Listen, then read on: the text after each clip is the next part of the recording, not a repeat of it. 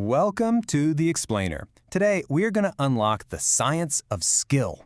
Yeah, we're talking about that amazing journey, you know the one, that takes us from those first clumsy, fumbling attempts at something new, all the way to just effortless mastery. I mean, it's a question we've all asked ourselves, right? Whether you're trying to learn a new sport, pick up an instrument, or just get better at a video game. And the answer? Well, it isn't magic. It's actually a fascinating and surprisingly predictable process that our brains and bodies go through. And honestly, the difference is just night and day. When you're a beginner, you're so conscious of every single clumsy move. And yeah, you're going to make a ton of mistakes. But an expert? Whoa. Their actions are so fluid, they're automatic, and just incredibly consistent. It is a complete transformation. All right, so let's get into it. To really understand this journey from clumsy to consistent, we've got to start by defining our terms. What is a skill anyway? So a skill isn't just, a random action. It's the learned ability to do something.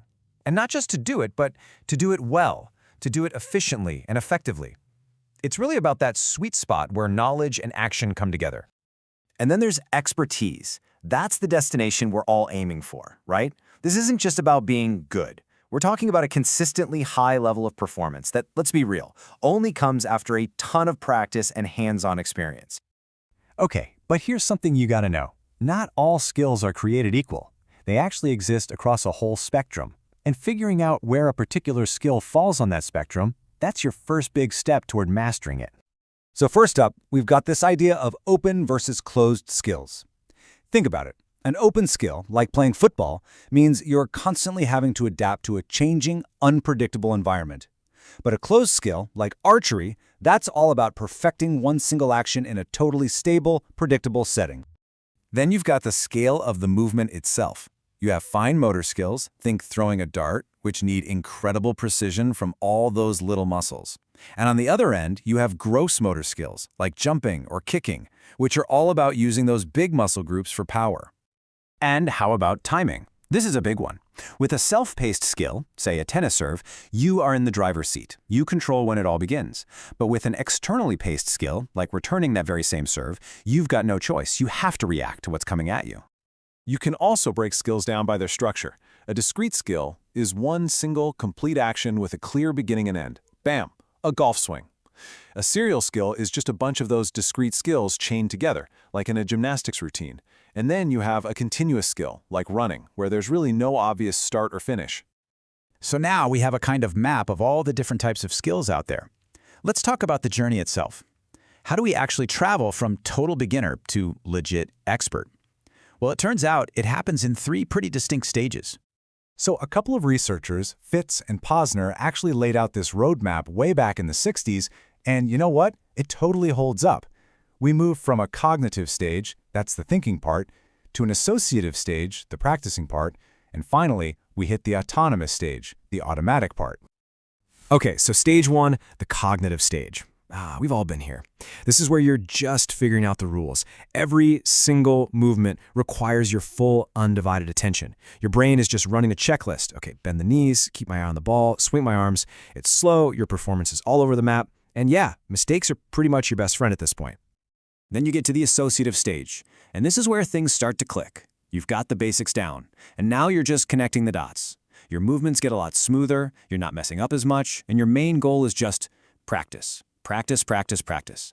You're just trying to refine that technique and really lock it in. And finally, you hit it, the autonomous stage. This is the promised land. The skill is so deeply ingrained, it's just automatic. You don't even think about the mechanics anymore. And that is so cool because it frees up your brain to focus on the bigger picture, like strategy in a game or real artistic expression. So, what's actually going on inside our heads during all of this? I mean, how does this even work? To get that, we need to peek under the hood at our brain's information processing system. You can think of it like this incredible supercomputer that's running the whole show.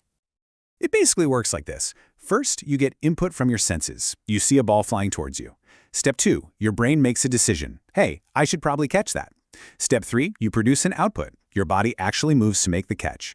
And finally, step 4, you get feedback. Did I catch it? Was it a good catch?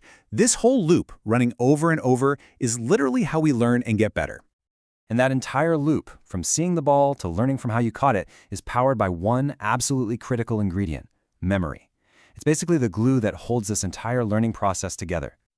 And we're not just talking about any old memory. We're talking specifically about procedural memory. This is a special type of long-term memory that doesn't really care about facts or figures. Instead, it stores how to do things. It's like your brain's internal how-to guide for physical actions. You know, riding a bike, tying your shoes, that kind of stuff. Now, this is what pretty much everyone calls muscle memory. But here's the secret, the little twist. When you practice a skill again and again, you're not actually training your muscles to remember anything. Nope. You're training your brain to burn that skill into your procedural memory, and that's what makes it feel so automatic. Okay, so this whole journey from novice to pro, it inevitably brings us to one of the oldest and, let's be honest, most heated debates in all of performance science. Are the greats born or are they made? Is it talent or is it just pure tenacity? Yep, this is your classic nature versus nurture showdown.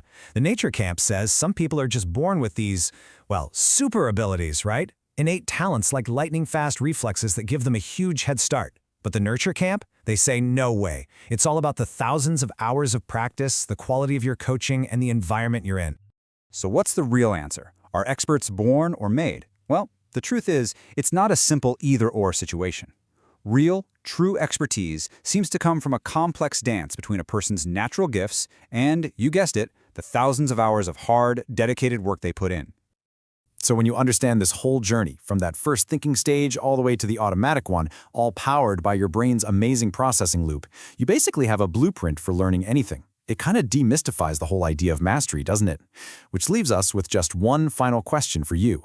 Now that you know the path, what skill are you going to master next?